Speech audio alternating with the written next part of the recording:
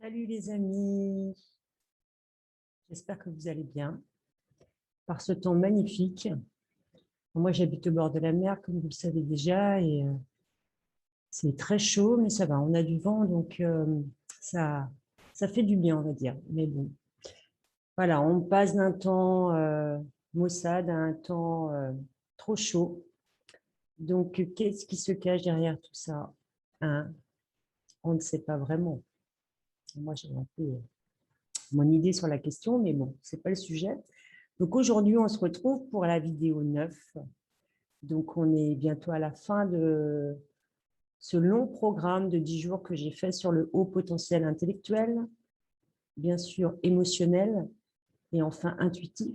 Donc j'espère que la vidéo précédente vous a apporté de nouvelles connaissances, notamment supramentales. Donc aujourd'hui, c'est une continuité de la vidéo précédente. Donc c'est la suite de mon dialogue avec mes guides et notamment avec ma sœur galactique qui s'était entourée donc d'experts pour venir effectivement partager avec moi sa vision du haut potentiel intuitif dans la matrice, dans la matière ou peu importe.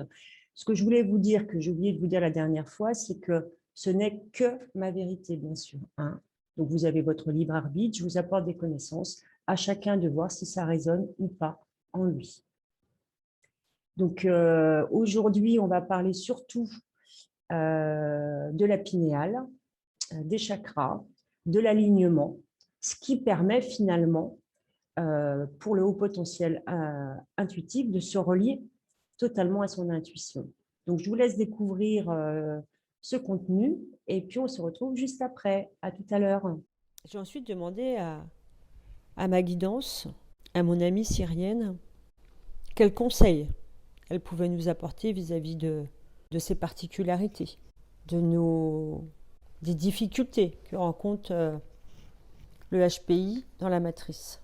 Très vite, elle m'a parlé, bien sûr, des enfants.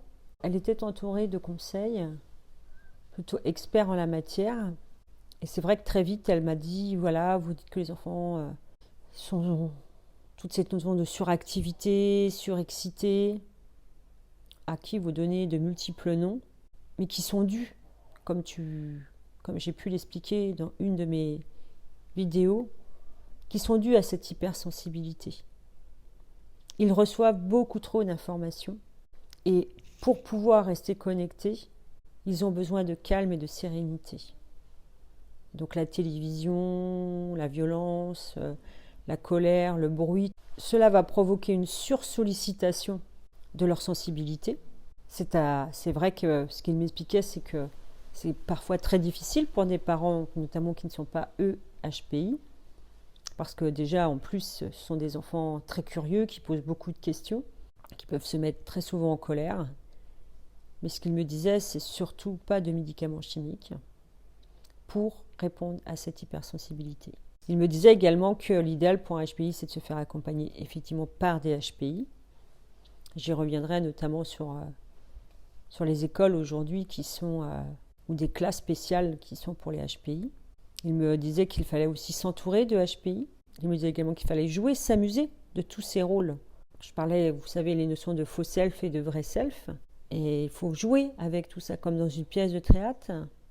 Sur les notions de quotient intellectuel, voilà, la réponse a été très rapide. Pour eux, ça n'a aucun sens. Ce n'est pas du tout une question de mesure de l'intellect, ça n'a pas de sens pour eux, mais j'y reviendrai.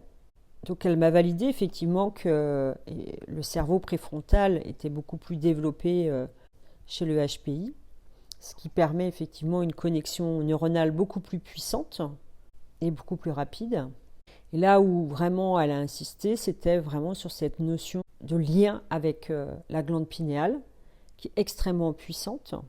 Et donc chez les êtres de lumière qui ont une mission sur Terre importante d'éveil des consciences, que ce soit un éveil intellectuel, que ce soit un éveil à travers les sciences, par rapport à la médecine, par rapport aux ressources humaines, à l'évolution humaine, tous les hauts potentiels ont une mission, à un moment ou un autre, d'éveil. Ce n'est pas la seule, bien sûr, mais leur mission galactique est une mission d'éveil des consciences Elle m'a expliqué également que cette hypersensibilité est présente car il y a une connexion avec le grand tout et donc avec les autres, tous ceux qui nous entourent. Nous ne faisons qu'un. Et donc ces qualités de connexion fortes sont liées à la glande pinéale, bien sûr tant qu'elle n'est pas abîmée. Cette particularité du HPI, les caractéristiques du HPI sont pour les galactiques tout à fait la normalité. Les enfants HPI sont, eux, dans la normalité. Ce sont les enfants normaux pensants qui sont beaucoup plus endormis. C'est tout le contraire. La matrice, de toute façon, c'est toujours le contraire de la réalité.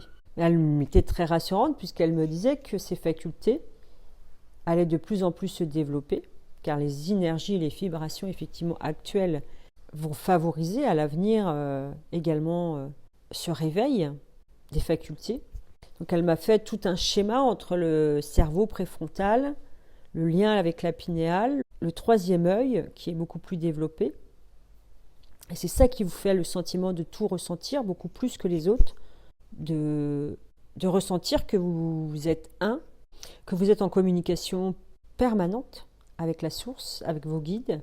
C'est pourquoi vous avez tous vos sens qui sont en effervescence, plus ce sixième sens, le troisième œil, qui est beaucoup plus ouvert parce que vous êtes incarné par d'autres biais. Donc là, elle m'a expliqué la différence entre les âmes collectives et les âmes individuelles, également les âmes galactiques. Elle m'a également expliqué que la lumière envoie des êtres galactiques, effectivement, et entre la 5D et la 3D, il y a une perte des facultés indéniable, mais le HPI, lui, en s'incarnant, conserve quand même un certain nombre de facultés, malgré tout importantes, et elle me rappelait à quel point ils y veillaient. Bien sûr, chaque individu avec ses particularités, en fonction de la mission qu'il a choisi d'incarner, qui peuvent être les sciences, les mathématiques, l'humain, la médecine, l'art. Mais il y a toujours, quelle que soit l'incarnation, le type d'incarnation, HPI ou non, il y a toujours une notion d'éveil personnel, fait de cheminer pour se choisir, s'éveiller, nettoyer son karma, etc., etc. Et je tenais aussi bien sûr à rappeler, ça va être important, c'est que la mission galactique ne peut commencer, n'est possible qu'une fois que la mission d'âme est réglée. Elle m'a ensuite expliqué les différents types d'éveil entre les hauts potentiels intellectuels. Bien sûr, s'il y a eu des chocs émotionnels en étant enfant, des accidents, viols, violences, perte d'un être cher par exemple, etc., il y a un risque fort de déconnexion de l'âme. C'est ce qu'on appelle une sortie d'âme pour se protéger. En se déconnectant de son âme, on se déconnecte très souvent, ou en tout cas de manière assez forte, à sa guidance. Ça peut être aussi des enfants qui vont, en fonction de leur entourage, de leurs parents, de leur enfance, qui vont développer, comme je disais, une stratégie de défense avec la création d'un faux self qui peut également les pousser à se couper de leurs émotions. Et en se coupant de leurs émotions, ils vont développer un mental très fort, puisqu'il y a quand même ces capacités intellectuelles qui vont permettre au HPI d'avoir des capacités de rapidité et de connexion neuronale, mais du coup couper de leurs émotions et couper du coup de leur intuition. C'est ce qu'on appelle se déconnecter avec ses émotions et donc avec son cœur. Et là, il n'y a plus que le mental qui existe. Comme le mental est très puissant, une intelligence du coup importante, et là on peut, ça peut aller vers des individus pervers narcissiques, des psychotiques, à mal-être, de la souffrance, car ils sont déconnectés de leur guidance. Et elle m'expliquait que c'est l'équilibre entre la connexion et l'intelligence, intuition plus intelligence, du cœur bien sûr. Je reste toujours dans le supramental, bien sûr. C'est ça qui permet au HPI d'être dans toute sa puissance, qui va lui permettre de pouvoir se réaliser pleinement dans sa mission pour laquelle il a décidé de s'incarner. Concernant les enfants également, je l'ai beaucoup interrogé là-dessus. Donc je reviens sur les médicaments chimiques. Ça, c'est extrêmement dangereux pour eux. Ça les coupe complètement, d'ailleurs pour les adultes c'est pareil, ça les coupe complètement de leur connexion au divin, à leur guidance, à leur intuition. Il me conseillait effectivement d'éviter de trop les solliciter, d'éviter trop de télé, trop de bruit, et avoir bien conscience que le HPI est très sujet à la colère et à l'injustice, notamment les enfants, d'être en capacité donc de toujours le rassurer, de répondre à ses questions et d'être le plus honnête possible avec lui, parce qu'il est en capacité de comprendre. C'est également apprendre à l'enfant à méditer, à se mettre dans le calme, à rester en communication avec son intuition. Ce sont des enfants différents. Ils sont tout à fait en capacité, même tout petits, à faire de la méditation et à être beaucoup plus en relation et connectés avec leur guidance. Il nous conseille également de les écouter. Ce qu'ils disent est très important. Ce sont déjà des messagers et les infos qu'ils transmettent sont très importantes pour l'humanité. Il faut savoir que tout petits, tant qu'ils sont tout petits, ils n'ont aucun filtre encore. Et donc pour eux, c'est difficile car ils voient très vite qu'ils sont différents. Au niveau de l'adolescence, si dans l'enfance, il y a eu une bonne structuration de l'identité, et c'est là où il nous conseille de ne pas hésiter à mettre un enfant dans des environnements beaucoup plus favorables à leur manière de fonctionner, parce qu'ils n'aiment pas les règles, ils ont besoin d'être stimulés de par leur curiosité, parce qu'ils ressentent tout également. Ce sont des êtres très naturels, authentiques, en joie, curieux. Et là, elle rebondissait sur le fait que oui, effectivement, ils sont très curieux de tout, car ils ont énormément d'informations qui leur arrivent. Ils sont en capacité de comprendre les choses de manière intuitive, plus facilement. Donc, forcément, c'est beaucoup plus passionnant.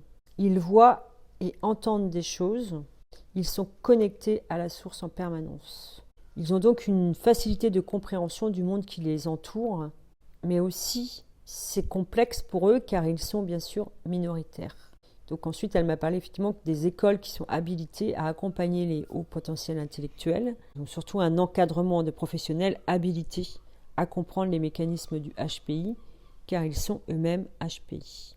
Et c'est là où elle m'a ensuite indiqué qu'un normopensant ne peut pas comprendre le fonctionnement d'un HPI et inversement. Elle m'indiquait également qu'un normopensant thérapeute qui accompagne un HPI est forcément à côté de la plaque. Ils m'ont demandé en tout cas de vous le préciser, tout simplement parce qu'un HPI ne peut pas se mettre à la place d'un normopensant et inversement.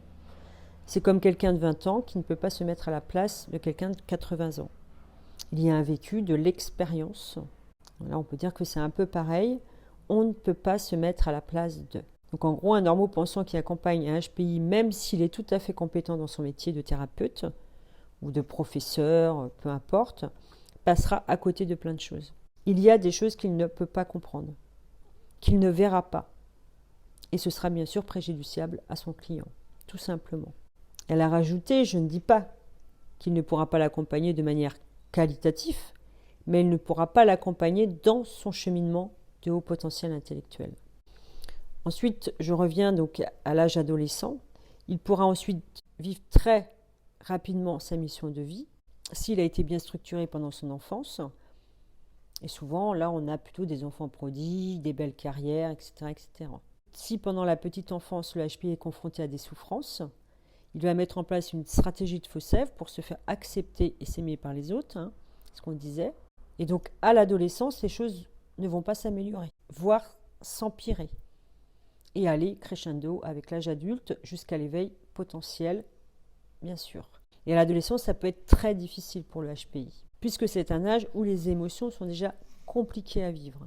Et là, on peut avoir malheureusement des suicides, des tentatives de suicide. C'est un âge où très fragile, des dépendances, des mises en danger, de la colère, de la violence, etc. Beaucoup de déviance, de maladies psychologiques, car le monde devient alors trop difficile. Seulement, un HPI qui prend de la drogue, de l'alcool, des médicaments, etc., ne va pas favoriser effectivement sa connexion avec son intuition et souvent le couper de ses émotions. D'un autre côté, elle me disait qu'un être qui, lui, va être entouré par des adultes, des parents, des professeurs qui vont voir son intelligence, mais qui ne vont pas voir son côté émotionnel et hypersensible, vont en faire un faux self où seul l'intellect va être sollicité. Du coup, ça peut devenir des êtres très rigides, autoritaires, voire sectaires. Parce que là, idem, il va se couper de ses émotions, de sa connexion. Ça va générer forcément de la frustration. Et comme ils sont très intelligents, ils peuvent mettre cette intelligence au service de quelque chose qui n'est pas forcément très ouvert. Et donc, on parle souvent de pervers narcissiques dans les extrêmes, mais ça peut être aussi des êtres sectaires, frigides, voire plus, ce que je disais, en fonction des souffrances des pervers narcissiques. Alors qu'un être complet qui, lui, vit pleinement son haut potentiel et reconnaissent et ont conscience de leur potentiel, là aussi il y a différents cas de figure, mais globalement ils auront une intuition qui sera OK, une intelligence OK. Donc on va avoir un équilibre entre l'intuition et l'intelligence, mais de toute façon, cette notion de haut potentiel, de connexion au divin, etc., de toute façon ne sera toujours pas très claire pour eux, à part quelques exceptions, on va dire. Il y a également beaucoup de HPI qui sont souvent rebelles, borderline. Il y a également beaucoup qui sont, ont des problèmes psychologiques, et d'autres, enfin, qui sont plutôt rentrés dans le cadre, qui sont plutôt dans le côté intello, et qui se sont fermés à leurs émotions. Et globalement, elle reconnaissait que c'était 5% de la population. Ce qu'elle me disait également, c'est que les 5% de HPI représentent 45% de normaux pensants en termes de puissance et d'intelligence. Et donc, elle insistait également sur le fait que les HPI étaient donc une priorité dans l'éveil des consciences. Elle disait que malheureusement, beaucoup étaient engloutis dans la matrice. Et donc, pour revenir à cette notion de quotient intellectuel dont je parlais tout à l'heure, elle disait que c'était juste une autre manière de fonctionner, que ce n'est pas du tout une mesure possible. Et ensuite, je l'ai interrogée sur la pinéale, parce que c'est un sujet important en ce moment. Elle m'a dit, ces petits organes en forme de pomme de pin, c'est un organe dans le cerveau qui est très très bien protégé, dont peu parlent, car c'est un organe qui est très peu reconnu, qui est difficile à analyser, parce qu'il est différent des autres organes du corps. Et ce n'est pas un hasard, parce que c'est un organe qui est quasi en autonomie et en autarcie par rapport aux autres organes du cerveau et du corps. Il est protégé il est protégé dans l'eau comme une forme d'éponge. Et elle est très très protégée dans le cas où l'individu qui subit un accident au niveau du cerveau, pour qu'il soit le moins possible touché. La pinèle a été créée pour permettre de conserver un contact avec la lumière. Elle est reliée à l'ADN, au troisième œil, et permet d'avoir accès à de nouvelles connaissances via le chakra couronne. Et donc là, elle m'a expliqué tout le cheminement des chakras. Donc le chakra couronne permet la connexion au divin, qui est relié au chakra du cœur, puis connecté au chakra de la gorge pour vous permettre de communiquer et de transmettre les connaissances reçues, et qui permet également de transmettre les émotions par la voix, l'expression, le ton, etc. Ça revient ensuite dans les 3 chakras du bas pour ancrer tout cela dans la matière. Voilà, c'est un schéma totalement cohérent. Il y a 3 chakras de la matière. Le premier chakra, c'est le chakra racine. Je m'ancre à la terre, à la matière, et donc je suis. Quand celui-ci est équilibré, cela remonte vers le chakra sacré, qui lui est très important, qui est relié aux organes les plus importants, donc les intestins, également les hormones. Et donc là, on est dans la notion de « je ressens ».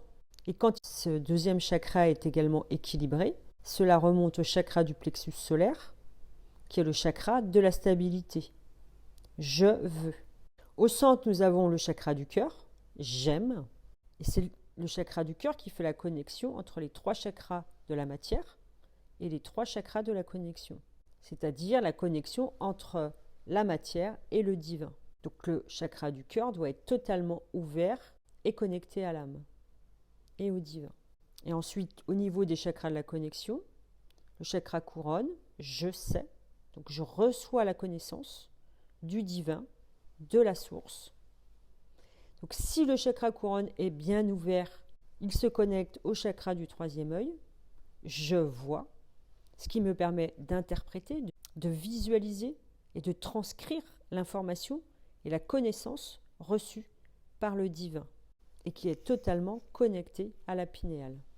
Et si ouvert, bien sûr, si le troisième œil est ouvert également, il permet au chakra de la gorge, je parle, d'exprimer, de communiquer avec aisance, plaisir, puissance, guérison, l'information reçue est transmise. Voilà, donc elle m'expliquait que c'est comme un flux continu qui passe par le cœur et c'est la pinéale qui permet cette transcription de l'information du divin vers la gorge, je m'exprime et ensuite je peux incarner cette connaissance dans la matière. Donc en gros, vous avez bien compris que s'il y a un chakra qui déconne, c'est-à-dire qui n'est pas équilibré, le flux n'est plus continu. Il est biaisé et l'info est détournée. Souvent, vous avez des gens qui ont du mal à s'exprimer, qui vont pas avoir le mot juste. Enfin voilà, vous voyez, ou qui vont pas, voilà, ils vont pas être ancrés. Enfin, pour atteindre ce qu'on appelle l'alignement et la congruence, il faut que les 7 chakras soient totalement alignés, que la pinéale soit propre, nettoyée. Et aujourd'hui, elle est vue. Moi, j'étais très étonnée, j'ai fait un peu de recherche. La majorité du temps, elle est vue comme quelque chose d'entouré de calcaire, éviter le fluor, les aliments trop salés, etc.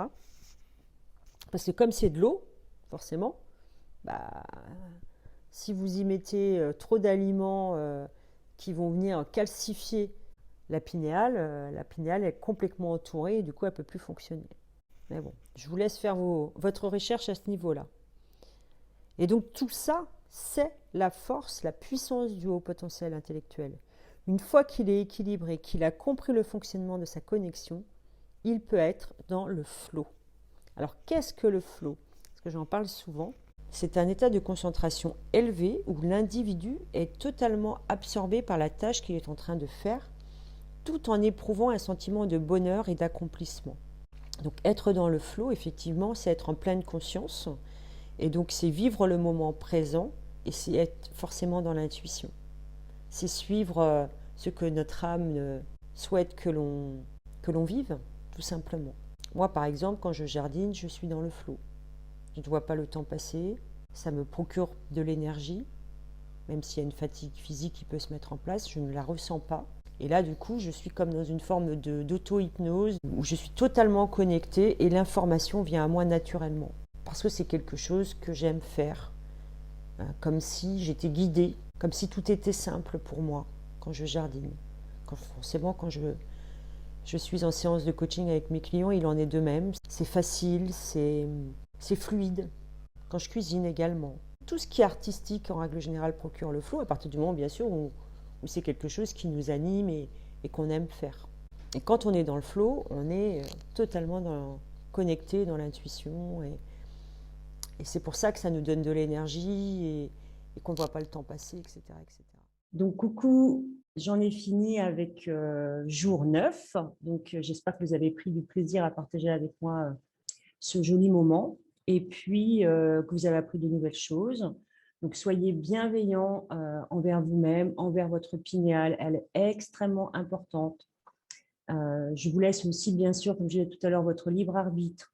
Le supramental nous amène tous, avant tout, à faire des recherches, à trouver sa vérité, sa propre vérité en soi, à travers le développement de ses propres connaissances. C'est avoir son libre arbitre vis-à-vis de toutes les situations auxquelles nous sommes confrontés, qu'elles soient individuelles, bien sûr. Avant tout, individuel, c'est faire ses propres choix, ne pas attendre les réponses des autres. Et puis, au niveau collectif, on voit bien ce que nous vivons actuellement. Là encore, je vous invite à écouter votre cœur, à écouter votre intuition et de savoir ce qui est le mieux pour vous dans le ici et maintenant.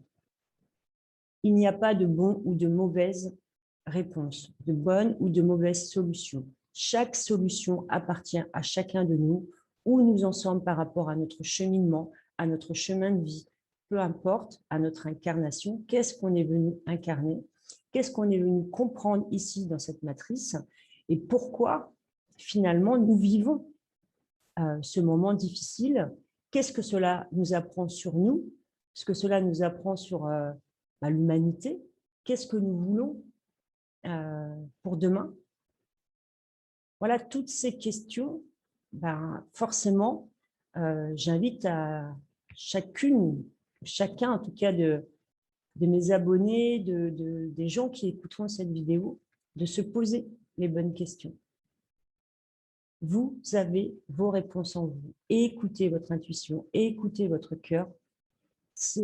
Votre âme ne vous ment jamais, comme je vous l'ai dit plusieurs fois. Ce qui est bon pour vous dans le ici et maintenant est bon pour vous. Point à la ligne. Voilà. Donc, je vous remercie vraiment encore voilà, d'être abonné à ma chaîne.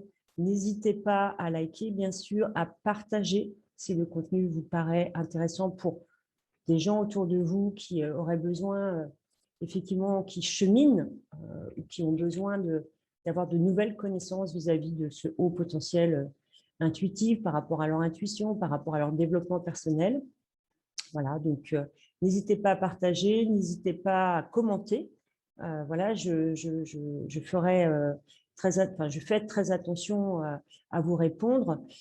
Bien sûr, la chaîne est toute jeune, donc j'ai encore voilà, du temps pour ça. Et puis toujours, je me répète, mais voilà, j'aimerais quand même faire un live sur le sujet parce que comme ça permettrait de répondre à toutes vos questions. Donc, n'hésitez pas dans les commentaires à indiquer live OK. Et puis, je pense que je le ferai à mon retour de vacances. Donc, je ferai une dernière vidéo donc, le jour 10. Je pense demain ou après-demain, assez rapidement, parce qu'après, je pars en vacances. Excusez-moi, je reviendrai après le 15 août.